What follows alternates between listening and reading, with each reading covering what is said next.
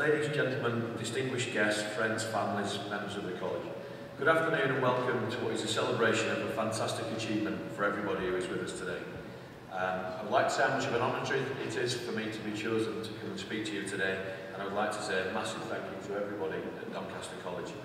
Standing in front of people and speaking isn't something strange to me in my job, but usually the people I speak to on a Saturday afternoon are far less educated than my audience today, and I usually haven't had weeks to prepare it.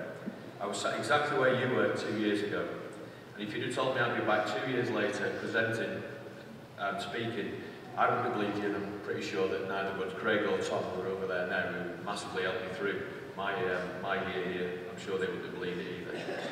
It's all too often publicised how difficult it is for young people in society at the moment, so everybody who is here today has already made a start in trying to overcome these difficulties by showing immense willpower to see through what I'm sure has been times a turbulent journey and set yourself apart from many other thousands of people and becoming the top 2% of the population. I've had a fairly hectic 2 years myself since graduating, which I genuinely believe was partly instigated by a similar qualification to what you've received today. I gained an honours degree in sport and exercise science.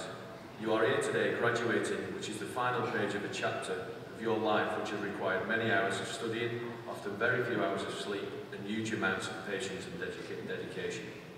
You may have set out in this chapter with your path all mapped out, however these experiences have a tendency to change direction, and you may just end up somewhere where you hadn't even considered. This certainly happened to me in recent years. I've always been having aspirations to become a top youth football coach. During my 16 years as a professional footballer, I realised my love for coaching and teaching. I set off on my journey by studying my qualifications and gaining as much experience as possible. I gained experience often working at my own expense in Sunday football, amateur football and youth football. And even now, working in professional football, I've drawn some of the experiences I've gained during these roles. Just over 2 years ago, I went for an interview to become the head of youth development at Bury Football Club. Once I was successful and had been offered the job, I accepted it, and once the administration had been completed, I asked the question, can I just ask what set me apart from other candidates? We all had the same coaching qualifications, we had the same playing careers, although I actually found out I was the worst player that applied for it.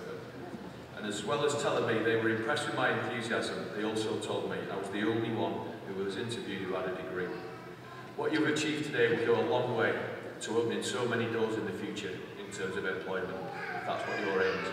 If not, then I'm sure you will have made a large sense of personal fulfilment, and you will all set off on different journeys now, many of you having made friends for life.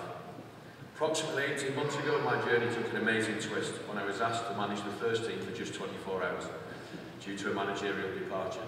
6 weeks later, I was still in charge. I was awarded the Manager of the Month when he eventually installed as the full-time first team manager. My first year was the largest learning journey of my career, but extremely rewarding when I was nominated for League One Manager of the Year. This summer I was approached by my current club, Crawley Town, to become their manager, which was a huge boost for somebody who was sat exactly where you are 2 years ago. The most recent part of my journey was a result of many things, including, dare I say, some luck, but also large amounts of hard work.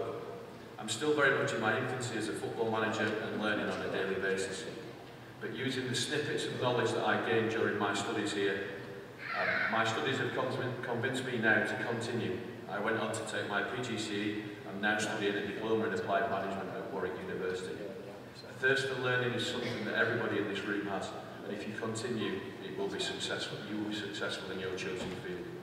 I'm sure during your studies here at the college, you'll have either gained valuable information that will change your life forever, or even made a contact that will have the same influence.